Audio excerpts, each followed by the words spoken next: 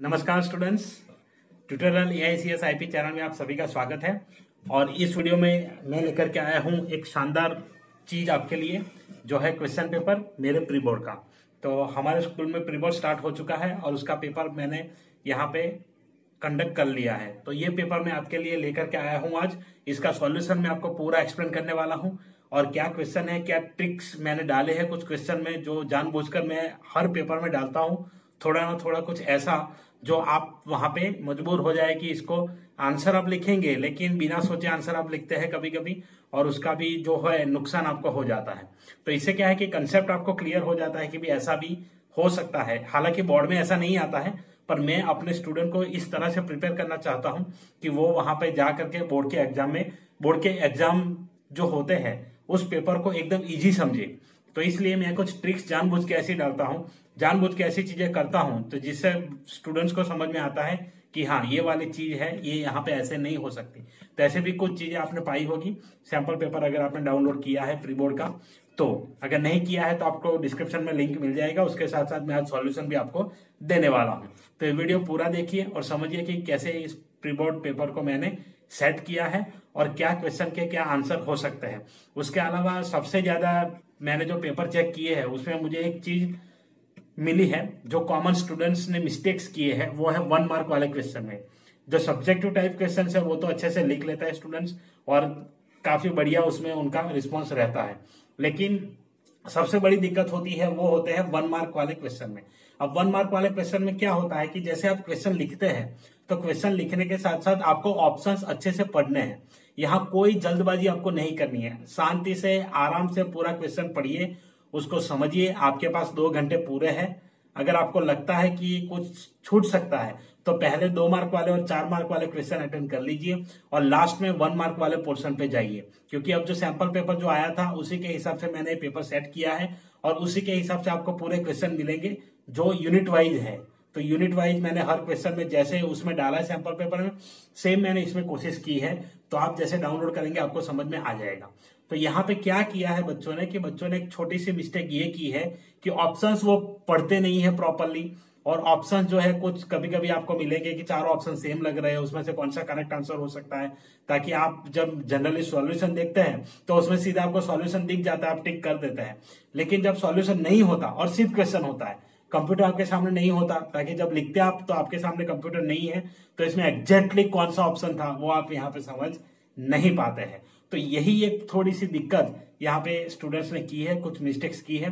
तो उस मिस्टेक्स के बारे में मैं यहाँ बात करूंगा। आपको आंसर लिखने के लिए सबसे पहले क्या समझना है, 1 मार्क वाले क्वेश्चन में अगर 4 ऑप्शन दिए हैं तो सबसे पहले समझिए कि उस ऑप्शन का नाम क्या है, उस ऑप्शन का मीनिंग क्या है इंग्लिश में, उसके बाद उस ऑप्शन का यूज क्या है और उसमें कौन कौन से स्टेप्स है। अगर इतनी चीजें आप कर लेंगे तो मैं समझता हूं कि IT 402 में आपको स्कोर करने से कोई नहीं रोक सकता।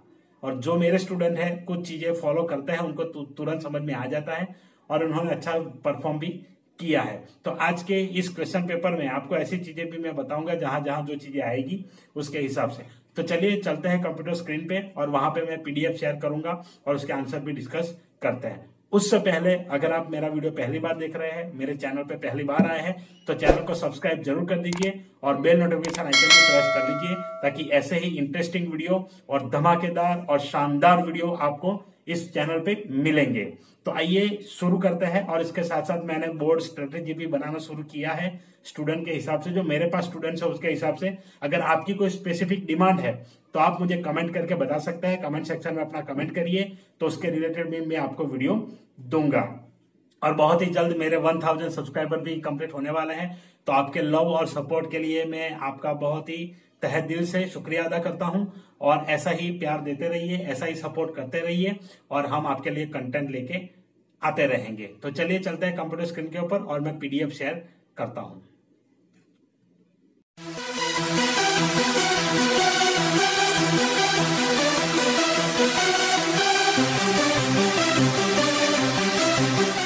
यहाँ पे सबसे पहला क्वेश्चन जो है वो है, which of the following method is considered as verbal communication. तो इनमें से कौन सा ऑप्शन है जो वर्बल कम्युनिकेशन में हम कंसिडर कर सकते हैं।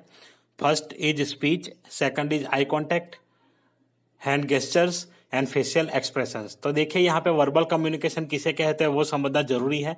तो आपको पता ही होगा कि जहाँ पे हम वर्ड यूज करते हैं, कहीं पर भी स्पोकन वर्ड्स होते हैं, उस स्पोकन वर्ड्स को हम वर्बल कम्युनिकेशन में कंसीडर कर सकते हैं। तो यहाँ पे आई कॉन्टेक्ट है वो नॉन वर्बल है, हैंड गेस्चर भी नॉन वर्बल हो गया, फेशियल एक्सप्रेशन भी नॉन वर्बल हो गया। तो करेक्ट आंसर है स्पीच। क्वेश्चन नंबर 2 है, a voice message on your WhatsApp is an example of dash verbal, oral, non verbal और रिटर्न। तो यहाँ पे देखिए सबसे पहले आपको ये समझना है कि ये मैसेज आपको किसके थ्रू मिलता है। वर्बल कम्युनिकेशन में क्या है, फेस टू फेस कन्वर्जेशन होता है, जैसे स्पीच हो गए, लेक्चर्स हो गए, या किसी ने आपको मैसेज वर्बली दे दिया आपके सामने, तो वो आ जाता है वर्बल कम्युनिकेशन में। सो सेकंड ऑप्शन है ओरल। तो इसका करेक्ट आंसर होगा ओरल, क्योंकि ओरल कम्युनिकेशन में क्या होता है, आपको इंफॉर्मेशन प्रोवाइड की जाती है ओरली, मतलब कोई मुंह से कोई वर्ड बोलते हैं और आपको वहां पे आंसर देना होता है, तो वो ओरल कम्युनिकेशन यहाँ कहलाएगा। हालांकि ओरल कम्युनिकेशन वर्बल कम्युनिकेशन का ही पार्ट है, इसलिए यहाँ पे अगर ओरल ऑप्शन नहीं दिया होता तो verbal option is the correct answer उसका हो जाता, लेकिन जबकि ओरल दिया है तो इसीलिए करेक्ट आंसर होगा ओरल कम्युनिकेशन। इसीलिए मैंने आपको स्टार्टिंग में ही बताया कि यहाँ पे कुछ ट्रिक्स छिपे हुए हैं। तो यहाँ पे देखिए वर्बल कम्युनिकेशन ऑप्शन नहीं होगा, oral is the correct option, ताकि जब आपके पास स्पेसिफिक चीज आ जाती है तो आपको वो स्पेसिफिक चीज लिखनी पड़ती है। तो ये एक मेरा ऑब्जर्वेशन यहाँ पे रहा है। तो यहाँ पे वर्बल आंसर आपका करेक्ट नहीं होगा, oral is the correct answer, क्योंकि ओरल कम्युनिकेशन है जो व्हाट्सएप के थ्रू, किसी भी डिवाइस के थ्रू अगर आपको इंफॉर्मेशन मिलती है तो वो ओरल कम्युनिकेशन में कंसिडर किया जाता है। उसके बाद थर्ड क्वेश्चन है, when a staff member get a message he must send back a reply to the office people। तो यहाँ पे देखिए सीधी बात है कि जब आप कहीं काम कर रहे हैं और वहां से अगर मैसेज आता है तो आपको वहां पे रिप्लाई करना पड़ेगा। तो हाँ, यहाँ पे रिप्लाई आप करेंगे क्योंकि वो एक ऑफिशियल कम्युनिकेशन हो गया है, तो आपको रिप्लाई करना पड़ेगा। अदरवाइज क्या होगा कि जो आपके सबऑर्डिनेट हो गए, आपके साथ जो काम करते हैं, कोवर्कर्स है, आपके कलीग्स है, तो उनको बहुत सारी मुसीबतों का सामना करना पड़ता है अगर आप आंसर नहीं देते हैं। तो इसीलिए इसका कॉमन आंसर जो रहता है वो है ट्रू। यहाँ पे ये जो वाला पार्ट है एम्प्लॉयबिलिटी स्किल्स, इसमें मोस्टली ये सारी चीजें कनेक्ट होती है आपके जनरल नॉलेज से। तो ये कुछ बहुत चीजें ऐसी है जो जनरल नॉलेज से रिलेटेड है, तो आपको देखने के बाद पता चलेगा।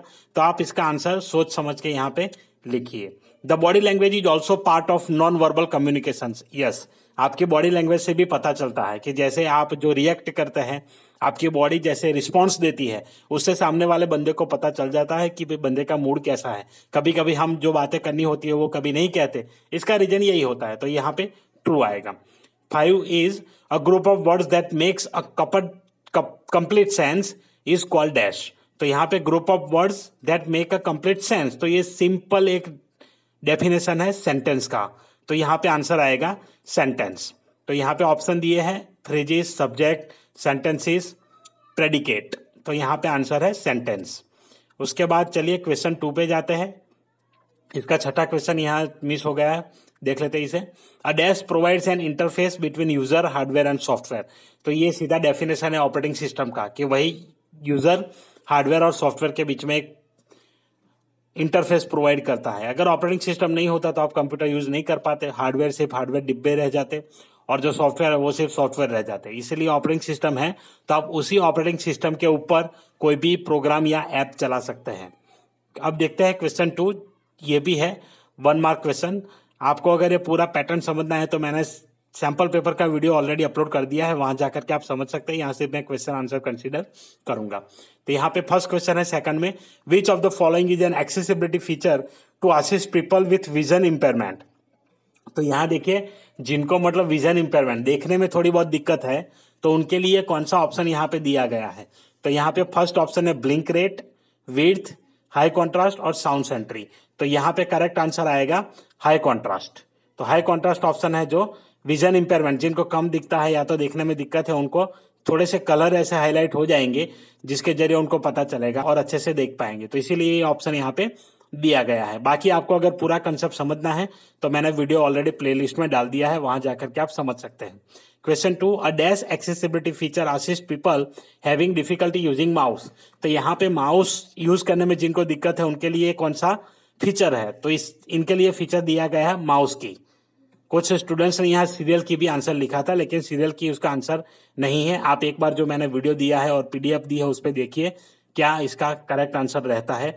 डिफिकल्टी हैविंग माउस, तो डिफिकल्टी माउस के साथ है तो इसके लिए माउस कीज ही आएगा। तो माउस कीज से आप माउस के पॉइंटर को मूव कर सकते हैं। Question 3, which of the following network architecture offers an equal status for all computers in the network? तो यहाँ पे नेटवर्क में कौन सा ऐसा आर्किटेक्चर है जो सभी को इक्वल स्टेटस देता है? तो यहाँ पे आंसर आएगा P2P नेटवर्क। ये अब हम नेक्स्ट वीडियो में देखने वाला है मेरे रेगुलर प्लेलिस्ट में, तो वहां पे मैं एक्सप्लेन कर दूंगा क्या है ये। Question 4, which of the following is not a one of the internet connectivity? अब इसमें से कौन सा इंटरनेट कनेक्टिविटी नहीं है? तो देखिए डायल अप, तो ये भी एक इंटरनेट कनेक्टिविटी है। पहले जब ये 4G वगैरह नहीं होता था तो हम लोग पीसी सूट यूज करते थे, और पीसी सूट यूज करके उसमें *99# करके नंबर आता था, वो नंबर डायल करते थे, या #99 करके नंबर डायल करते थे, तो उससे हम इंटरनेट एक्सेस करते थे जब हमारे पास 2G का कनेक्शन था। और उसमें एक, जैसे अभी जियो चलता है वैसे उस टाइम में 2G और 3G के लिए सबसे फेमस था टाटा डोकोमो। तो उस कार्ड को हम मोबाइल में डालते थे। नोकिया या सैमसंग के मोबाइल ज्यादातर यूज होते थे उस टाइम, तो उस टाइम हम उस मोबाइल का पीसी सूट डाउनलोड करते थे और उसको इंस्टॉल करते थे, तो डायल अप वहां पे आता है। इसके अलावा भी पहले जो मॉडेम आते थे उसमें भी एक नंबर डायल अप करने को कहा जाता था इंटरनेट कनेक्ट करने के लिए, तो वो है डायल अप कनेक्शन। वो अभी ऑलमोस्ट रेयर हो चुका है, कभी कभी कहीं कहीं कुछ लोग यूज करते हैं। सेकंड है केबल इंटरनेट। जैसे केबल इंटरनेट होता है आपके डिश टीवी केबल, तो उनका भी एक इंटरनेट आता है। सिटीज में ऑप्शन अवेलेबल होता है, वो ब्रॉडबैंड प्रोवाइड करते हैं, तो ये भी कनेक्टिविटी का टाइप हो गया। डीएसएल डेटा सब्सक्राइबर लाइन जो है वो भी उसका टाइप है कनेक्टिविटी का। बीएसएनएल, तो बीएसएनएल यहाँ पे सही आंसर आएगा, क्योंकि बीएसएनएल क्या है? आईएसपी है, इंटरनेट सर्विस प्रोवाइडर कंपनी है, तो वो यहाँ पे इंटरनेट कनेक्टिविटी नहीं है, या तो टाइप ऑफ इंटरनेट कनेक्टिविटी नहीं है। तो करेक्ट आंसर है ऑप्शन डी। आगे देखते हैं question 5, by using IM software you can not do any video calls और conferencing, so that is false, because IM software मतलब इंस्टेंट मैसेजिंग सॉफ्टवेयर। जैसे आप व्हाट्सएप का यूज करते हैं, फेसबुक मैसेंजर का यूज करते हैं, तो ये सारे IM सॉफ्टवेयर है, तो उससे आप वीडियो कॉल्स भी कर सकते हैं, कॉन्फ्रेंसिंग भी कर सकते हैं। क्वेश्चन 6 देखते हैं इस पार्ट का। Google provides both type of facility, web based and IM software. तो ये ट्रू है। आप जैसे आपकी जीमेल का अकाउंट खोलते हैं ईमेल के लिए, तो उसमें आपको साइड में ऑप्शन मिल जाएगा हैंगआउट का, तो वो है उसका वेब बेस्ड IM सॉफ्टवेयर। और अगर आपको अलग से डाउनलोड करना है तो भी आप कर सकते हैं। इवन गूगल डीओ भी अवेलेबल है जो एक IM सॉफ्टवेयर है, तो ये भी एक गूगल का प्रोडक्ट है जिसका आप यूज कर सकते हैं। Question 3, to quit fill format mode press desk key. तो यहाँ पे सीधा आंसर है एस्केप की। जब भी आपको किसी भी मोड से बाहर निकलना है, जनरली एस्केप की यूज होता है। कुछ एक्सेप्शन है इसमें, लेकिन मोस्ट प्रोबेबली एस्केप की का यूज होता है। तो कहीं पर से भी बाहर निकलने के लिए, क्विट करने के लिए कॉमन आंसर रहता है एस्केप, ESC।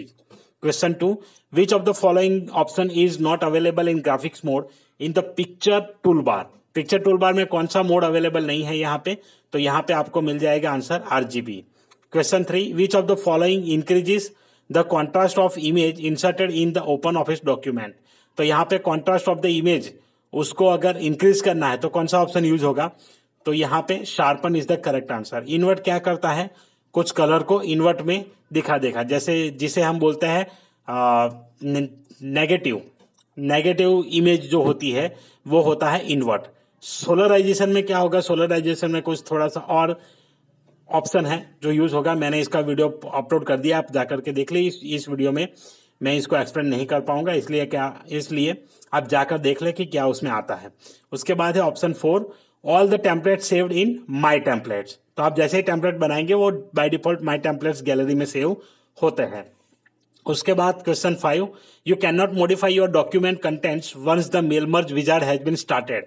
तो आप मेल मर्ज विजार्ड स्टार्ट कर देते हैं, उसके बाद आप अपने डॉक्यूमेंट को एडिट नहीं कर सकते। तो ये गलत है। आप एडिट कर सकते हैं जब तक आप प्रोसेस कंप्लीट नहीं करते। प्रोसेस अगर आपने कंप्लीट कर दिया तो एडिट नहीं होगा। उसके बाद वाला जो क्वेश्चन है, the intersection of row and column is known as dash in a table. तो यहाँ पे आंसर है cell. Intersection of row and column, row और कॉलम के अंदरूनी जो भाग होता है उस भाग को हम सेल कहते हैं, एक बॉक्स को। तो इसका आंसर आएगा सेल। आइए बढ़ते हैं अगले क्वेश्चन में। क्वेश्चन नंबर 4, यहाँ पर आपको 6 क्वेश्चन में से 5 के आंसर लिखने हैं, ये भी 1 मार्क के क्वेश्चन रहेंगे। The dash feature of the spreadsheet allows to automate data and save time where data use frequently in different sheets. तो यहाँ पे ये है कि डिफरेंट शीट में जब डेटा होता है ऑटोमेट करना है आपको, तो कौन सा यूज करेंगे। तो सिंपल चीज है, मल्टीपल वर्कशीट में जब आप काम करते हो और सारे फॉर्मूला आपको सारे डेटा को आपको यूज करके एक कॉमन शीट बनानी है, तो यहाँ पे आप यूज करेंगे डेटा कंसोलिडेशन। तो ये कंसोलिडेट करता है। Second question, the short option is available in dash tab of सब टोटल्स डायलॉग बॉक्स। तो यहाँ पे आंसर आएगा ऑप्शंस टैब में अवेलेबल रहता है। Which of the following feature allow users to make changes in different scenario. तो यहाँ पे अगर डिफरेंट सिनारियो आपके पास है और आपको कुछ चेंजेस करना है, तो चेंजेस करने के लिए आप कौन सा ऑप्शन यूज करेंगे। मल्टीपल ऑपरेशन वो नहीं आएगा, क्योंकि मल्टीपल ऑपरेशन क्या करता है, मल्टीपल सिनारियो को क्रिएट करता है, ये चेंजेस नहीं करता। सॉल्वर और गोलसीक अलग चीज है, वो सिनारियो के रिलेटेड नहीं है। तो यहाँ पे आंसर रहेगा navigator. Question 4, to run a goal seek at least one of the values of an argument must be. अब आपको जब गोलसीक यूज करते हैं तो उसमें से एक जो वैल्यू होती है आर्ग्यूमेंट, वो कौन सी होगी। तो यहाँ पे देखिए, वैल्यू, रेंज, सेल रेफरेंस। तो आंसर इसका रहेगा रेंज एंड सेल रेफरेंस, दो चीजें। Question 5, the goal seek successful message box will show only the target value as result. तो ये फॉल्स है, सिर्फ टारगेट वैल्यू नहीं आती है इसमें, और भी चीजें यहाँ पे दिखाई जाती है, जैसे आपको एक्सेप्ट करना है, नहीं करना है, तो ऐसे आउटपुट आपको मिल जाएगा। बाकी गोलसीक का वीडियो मैंने पूरा कंप्लीट कर दिया है, पूरा प्लेलिस्ट आपको मिल जाएगा, देख लीजिए। Question 6, the shortcut key to move to the next worksheet right is called dash. आपको राइट साइड में अगर मूव होना है तो उसके लिए आप यूज करेंगे कंट्रोल पेज डाउन। इसके बाद चलते हैं अगले क्वेश्चन की ओर। Question 5, answer any 5 of the given 6 questions. The dash feature of database given access to only the authorise users. तो यहाँ पे ऐसा कौन सा फीचर है जो ऑथोराइज यूजर्स को सिर्फ अपनी एक्सेस देता है। So the answer is security, या आप डेटा सिक्योरिटी भी लिख सकते हैं। So that is the correct answer. When user do changes in database is reflected to every user of the database, this feature is known as dash. तो जब एक user change करता है तो पूरे डेटाबेस में सभी यूजर्स को चेंज मिल जाता है, या तो उनको रिफ्लेक्ट हो जाता है। तो ऐसा कौन सा ऑप्शन है, तो ये ऑप्शन है डेटा कंसिस्टेंसी। इसके लिए आपको ये सारे वर्ड मीनिंग समझने पड़ेंगे कि क्या है, और सारे फीचर्स को समझना पड़ेगा। जब आप अंडरस्टैंड कर लेंगे उसके बाद आप इसका आंसर लिख पाएंगे। तो उसके लिए भी वीडियो मैंने ऑलरेडी बना करके दे दिया है। Open database for editing option is provided in which of the following step of database wizard in ओबेस। तो यहाँ पे ओपन डेटाबेस फॉर एडिटिंग, तो ये फाइनल स्टेज है जब आप डेटाबेस क्रिएट करते हैं विजार्ड से, तो उसमें फाइनल स्टेप कौन सा है, सेव एंड प्रोसीड। तो ये करेक्ट आंसर रहेगा। Which of the following are correct date ranges allowed by ओबेस। तो यहाँ पे जो फाइनल डेट रेंज अलाउड है वो है 1199 टू 11999999। तो ये 4 टाइम 9 जो आता है वो वाला करेक्ट आंसर है यहाँ पे। Question 5, in dash view you can insert records into table directly. आपको टेबल में जब रिकॉर्ड इंसर्ट करना है तो उसके लिए आप यूज करेंगे डेटा शीट व्यू। कुछ स्टूडेंट्स ने यहाँ डिजाइन व्यू लिखा है, लेकिन डिजाइन व्यू यूज होता है टेबल क्रिएट करने के लिए, और उसमें अगर कोई मॉडिफिकेशन करना है तो जब एडिट करेंगे तो उसमें डिजाइन व्यू खुलेगा। तो इन दोनों के बीच का डिफरेंस आप समझ लीजिए। डेटा शीट व्यू में आपको अगर कोई मॉडिफाई करना है रिकॉर्ड या तो इंसर्ट करना है तो डेटा शीट व्यू यूज होता है। तो आशा रखता हूं आपको ये क्लियर हो गया होगा दोनों के बीच का difference. Question 6, which option allows to set the layout of form like columnar, data sheet और इन ब्लॉक्स। तो ये गलती से वहां पे भी पेपर में भी ये बोल्ड हो चुका था, आंसर आपको यहाँ पे इसका मिल गया था अरेंज द कंट्रोल्स। तो ये थोड़ा सा मिस्टेक हो गया और मैं करेक्ट नहीं कर पाया, इसको मेरे ध्यान में नहीं आया। तो आपको इसका बेनिफिट हो गया प्री बोर्ड में, लेकिन बोर्ड में ऐसा नहीं होगा, तो इसलिए आप थोड़ा सा यहाँ पे ध्यान रखिएगा। Section A, objective type questions यहाँ पे है। ये सेक्शन ए, ये भी बाय मिस्टेक लिखा हुआ है, इसका सेक्शन बी होना चाहिए, सब्जेक्टिव टाइप क्वेश्चंस। तो यहाँ पे देखिए, answer any 3 of given 5 questions. इसको मैं एडिट कर दूंगा अभी। Explain the written communication in short. Written communication क्या है? Written communication refers to the communication using written notes, notices and written words. The written communication is most effective communication method as it involves a careful words and language, correct sentence pattern. This method is mostly used for official purpose to maintain records for the future. Reference. तो यहाँ पे देखिए ये answer मैंने यहाँ पे short बना करके लिखा है, तो आप इसी प्रकार से आंसर शॉर्ट बना करके लिखिए, अपनी भाषा में समझाइए। यहाँ क्लियर हो गया है कि रिटन कम्युनिकेशन क्या होता है।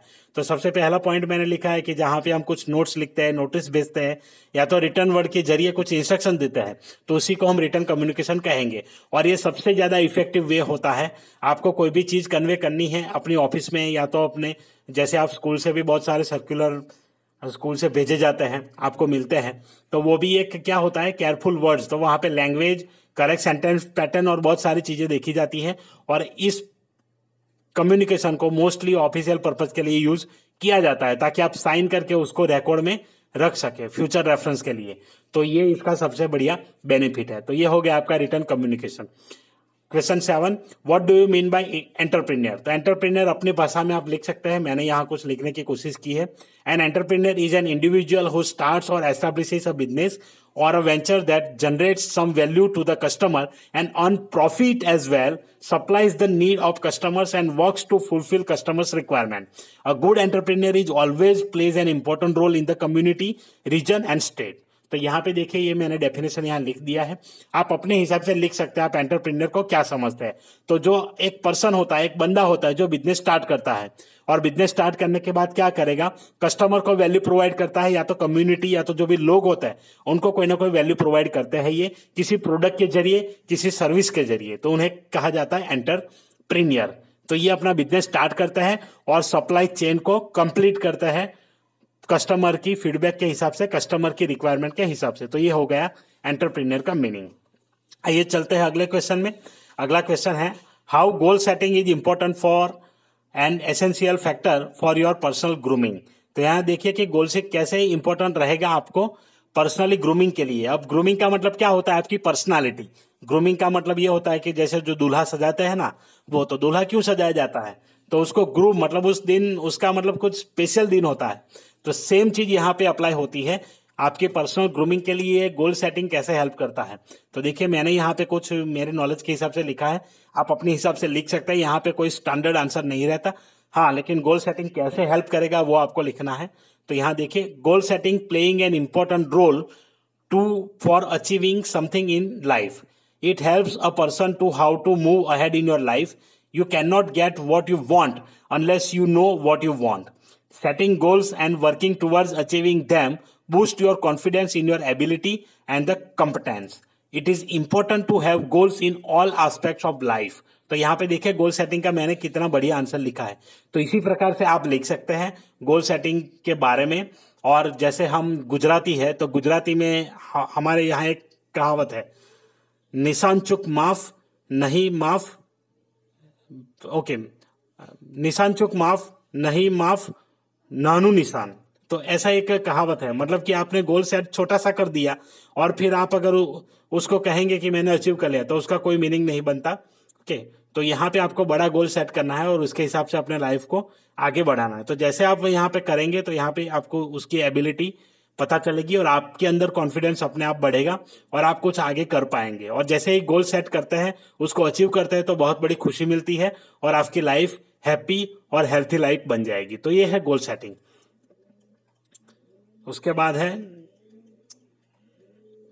Question 9, write any 4 points to improve your computer speed. तो ये काफी कॉमन चीज है, आप इसको लिख सकते हैं।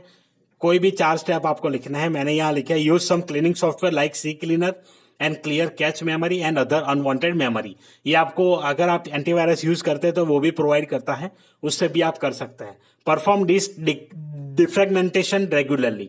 तो आपको डिफ्रेगमेंटर यूज करना है, जिससे क्या होगा, जो स्पेस होती है उस स्पेस को ये अपडेट कर देता है, रीअरेंज करता है सभी फाइल्स को। तो इसीलिए आपको ये रेगुलरली करना है।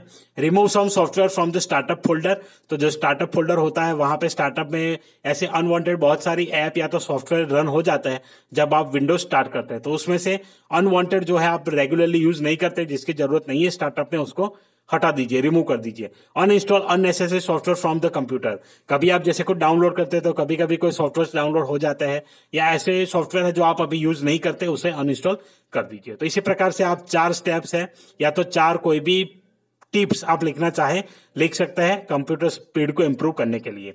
Differentiate between verbal and oral communication in your words. यहाँ पे मैंने ये वर्बल और कम्युनिकेशन आपको एक्सप्लेन किया है। Verbal communication is one of the method of communication. Oral communication is one of the most common method of verbal communication. It is use to adopt any idea, thought और views. It is use to convey a message. Face to face conversation lectures are example of verbal communication. A message send by phone और email is considered as a oral communication. तो आपको इन point से समझ में आ गया होगा कि verbal communication और ओरल कम्युनिकेशन क्या है। बढ़ते हैं अगले क्वेश्चन की ओर। क्वेश्चन 11, टू क्रिएट और insert table of contents follow the steps. तो यहाँ पे स्टेप्स सिंपली आपको लिख देने हैं। Create your content and apply the proper level of headings. तो आपको हेडिंग्स प्रॉपरली अप्लाई कर देने, हेडिंग 1, हेडिंग 2, हेडिंग 3। उसके बाद place the cursor on top of the document और एट द बिगिनिंग। कर्सर आप टॉप पे रख दीजिए और बिगिनिंग में रख दीजिए। Click on insert indexes and tables, indexes and table option. तो ये ऑप्शन यहाँ पे आपको ओपन ऑफिस राइटर में मिल जाएंगे। Insert indexes table dialog box will appear. तो यहाँ पे वो खुल जाएगा। Set different attributes, styles, background for the table of content. उसके बाद वहां जाकर के जो भी आपको एट्रीब्यूट सेट करना है, स्टाइल सेट करना है कर दीजिए और बैकग्राउंड सेट करना है कर दीजिए। क्लिक ऑन ओके बटन और फाइनल आपको ओके बटन पे क्लिक कर देना है। What do you mean by OTP, how it is beneficial in online transaction. तो यहाँ पे ओटीपी का जो फुल फॉर्म होता है वो है one time password. It is the most secure option for your online transaction nowadays. A bank or payment gateway send you SMS for the payment and approve the transactions. Okay तो यहाँ पे ये है OTP क्या है मैंने explain कर दिया है। और आप जब कोई ऑनलाइन ट्रांजेक्शन परफॉर्म करते हैं, वो चाहे पेमेंट का हो या तो कहीं पर फॉर्म फिलअप करते हैं, तो वहां पर भी आपकी ऑथोराइजेशन के लिए मैसेज किया जाता है। तो वो सारे ऑनलाइन ट्रांजेक्शन में आता है। ऑनलाइन ट्रांजेक्शन का मतलब ये नहीं है कि सिर्फ आप पेमेंट कर रहे हो, आप ऐसे भी बहुत सारे जो ट्रांजेक्शन परफॉर्म करते हैं वो वेबसाइट की भाषा में उसे ट्रांजेक्शन ही कहा जाता है। जो आप वर्क करते हैं, जहां पे आप इंटरेक्ट करते हैं, अपना डेटा प्रोवाइड करते हैं, तो वो सारी चीजें ट्रांजेक्शन में आती है। तो वो सारी चीजें ऑनलाइन ट्रांजेक्शन है। The benefits are as following. It is most safe and secure way for online transactions. The OTP is only sent on registered number or email. It is quick and easy way to do online transaction. It prevents unauthorized transactions. तो ये 4 इसके मैंने benefits यहाँ पे लिख दिए हैं। Question 13, how to run a macro created in a spreadsheet software. तो यहाँ पे मैंने MS एक्सेल कवर किया था, तो इसीलिए MS एक्सेल का आंसर लिखा है। उसके बाद CBSE ने मटेरियल अपडेट किया और इसमें कैल्सी डाल दिया है। तो उसके जो वीडियोस है आने वाले दिनों में आपको मिलेंगे, जब मैं पहले पूरा पोर्शन कवर कर लूंगा। अभी मेरे पास टाइम है मई तक का, तो इसलिए हम उसको अच्छे से कवर कर पाएंगे। तो वो कैल्सी वाले जब वीडियोस डालूंगा उसमें आपको ये भी ऑप्शंस मिल जाएंगे। उसके बाद आपके ऊपर निर्भर है आप कौन सा लिखना चाहते हैं। चलिए उसको देखते हैं। Click on developer macros option from the code group. A macro dialog box will open. Second step, select the macro name you want to run. Find the macro button and click on run button. The macro will run and complete the task. तो ये है इसके simple steps. What are the options available in the step? Select starting document during the mail merge process. तो यहाँ पे क्या है, तो यहाँ पे 5 ऑप्शन आपको मिलेंगे। Use the current document, create a new document, start from an existing document, start from template, start from recently saved starting document. तो ये 5 ऑप्शन वहां आपको मिल जाएंगे जब मेल मर्ज आप स्टार्ट करते हैं। और ये सबसे पहला स्टेप है मेल मर्ज विजार्ड का। Question 15, explain the following parts of database window. यहाँ 2-2 लाइन में आप एक्सप्लेन कर दीजिए। 4 दिए हैं। सबसे पहले database object window. This window has 4 main objects buttons such as tables, queries, forms and reports. It allows to create and manage objects of database. उसके बाद task window. This part of O base window provides the commands और options to perform a specific task like create table, query, forms और reports. It also supports multiple task options like design view, SQL view and wizards. Description window में है। This part of O base window provides the description of selected task from task window. It is helpful to understand the use of specific task in O base. तो ये यहाँ पे मैंने explain किया है 2-2 line में, आप अपनी लैंग्वेज में लिख सकते हैं। Standard toolbar provides some icon based commands to perform quick actions. User need not to find any other option in menu. तो इसके लिए जो भी ऑप्शन आपको स्टैंडर्ड टूलबार में दिए है, तो उसके रिलेटेड कोई भी कमांड आपको मेनू में ढूंढने की जरूरत नहीं है, सीधा शॉर्टकट है, क्लिक करिए परफॉर्म हो जाएगा। Right the full form of the following. यहाँ पे इस 4 के फुल फॉर्म आपको लिखना है, आप ढूंढ लीजिए आपको मिल जाएंगे। DSL डेटा सब्सक्राइबर लाइन है, फिर यहाँ है second option ISP internet service provider, फिर उसके बाद है WiMAX वायरलेस इंटर ऑपरेबिलिटी, ऐसा कुछ होता है इसका, अभी मुझे ठीक अभी याद नहीं, मैं लिख दूंगा PDF में। और मॉडेम जो है मॉड्यूलेटर डीमॉड्यूलेटर होता है। तो इसी प्रकार से आप लिख सकते हैं। यहाँ पे उसका आंसर मैंने इसलिए स्किप किया है कि आपको मिल जाएगा ये इजीली। इसके बाद पार्ट सी में देखिए सबसे ज्यादा इंपॉर्टेंट जो है font work. Font work is eye catching attractive set of designs and different styles of graphics object to make your document live and attractive। तो ये आर्ट वर्क का काम है। तो अगर आपने MS वर्ड किया है तो उसमें वर्ड आ जाता है, ओपन ऑफिस अगर यूज करते तो उसमें फॉन्ट वर्क आता है। Step 1 activating drawing tool bar in the Writer. Step 2 click on the font work icon in drawing tool bar. Step 3 select any font work and click on okay, font work will be inserted in document. Step 4 double click on font work to change the default text. तो यहाँ पे ये 4 step आपको लिखने हैं। उसके बाद जो है step 5 click anywhere in the document when finish typing work then modify the font work text. तो आप फाइनली उसको मॉडिफाई कर सकते हैं। Question 18 what is sub total in spreadsheet, write steps to apply sub total in spreadsheet software. Sub total is used to display your formula results according to columns group and row labels. तो ये आप यहाँ पे सब total से कर सकते हैं कि ग्रुप वाइज आप रिकॉर्ड को डिस्प्ले करा सकते हैं। Click on data sub totals और sub total dialog box will appear. There are 3 groups tab buttons given, so you can group your columns from data up to 3 groups. The options tab contains different options. Select the group options and functions and click on OK। तो इसको आप ऐसे perform कर सकते हैं। Explain the following, ये लैन man और van है। तो यहाँ पे आंसर ऑलरेडी दिया है और ये काफी सिंपल है, आप समझ लीजिए। अगर कोई दिक्कत है तो आप, मैंने ऑलरेडी वीडियो अपलोड कर दिया है, इसका डिटेल वीडियो आप जा करके देख सकते हैं। यही सेम चीज है जो मैंने वहां एक्सप्लेन की है। उसके बाद वाला जो क्वेश्चन है what is a form, write the uses of form in brief. Form is a database object that allows to enter, edit और display data from a table और अ क्वेरी। तो ये सिंपल चीज है, आप उसमें ये कर सकते हैं, डेटा एंटर कर सकते हैं, एडिट कर सकते हैं और डिस्प्ले कर सकते हैं। Forms are used to collect data from the user. It provides an interface to enter the data from the user side. In the database, forms help to store data into the database directly from the interface. By using forms, user can view, enter and change the data directly in the database. तो ये है इसका features. तो आप ऐसे लिख सकते हैं, फीचर्स बोले, यूजेस बोले, जो भी है वो सेम चीजें यहाँ पे होती है। क्वेश्चन 21 जो है वो है SQL का, जो ओपन ऑफिस बेस में मैंने कंसिडर किया है। तो यहाँ पे सबसे पहले आपको क्रिएट टेबल कमांड लिखना है, फिर ये 2 क्वेरीज लिखनी है। अब यहाँ पे थोड़ी सी ट्रिक है, देखिए यहाँ पे स्टूडेंट्स ने क्या किया है, सीधा आंसर लिख दिया है, लेकिन ऐसे नहीं करना है। आप देखिए इंसर्ट रिकॉर्ड विथ वैल्यूज, क्या वैल्यू दिया है 1025 और यहाँ पे साइज क्या है स्टूडेंट नंबर 2। तो ये कैसे रिकॉर्ड इंसर्ट होगा?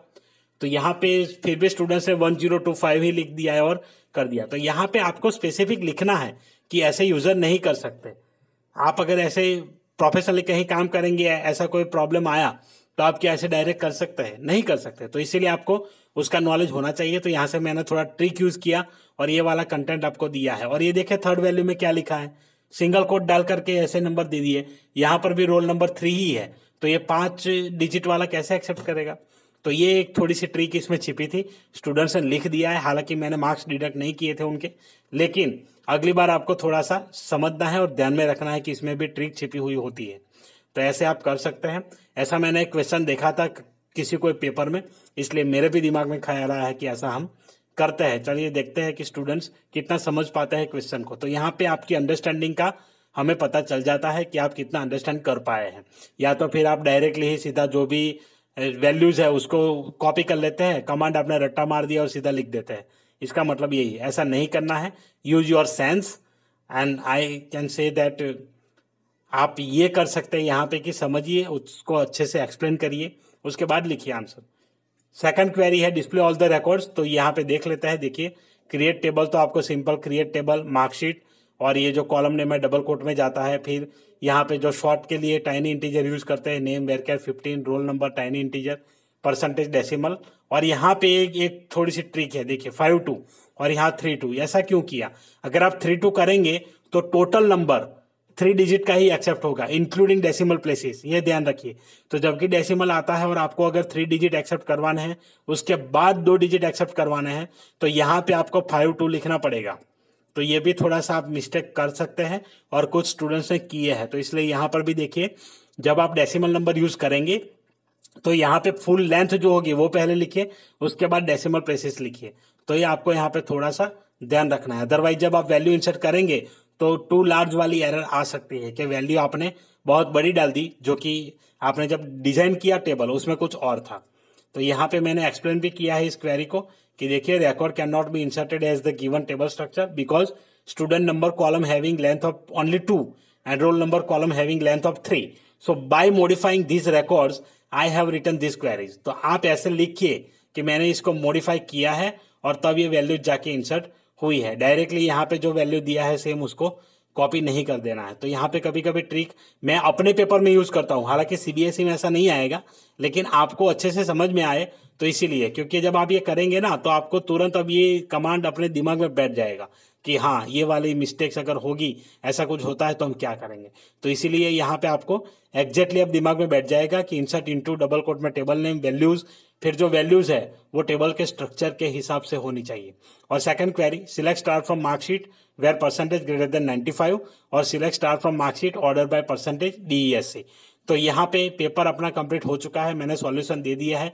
हालांकि कुछ जो कॉमन मिस्टेक्स पेपर में रह गई है वो मैं करेक्ट कर लूंगा और इसे आपको करेक्ट करके इस PDF को दूंगा। डिस्क्रिप्शन में आपको लिंक मिल जाएगा, जाइए उस लिंक पे और पूरा देखिए और उसका डाउनलोड कर लीजिए और अपने रेफरेंस के लिए इसको यूज कर सकते हैं।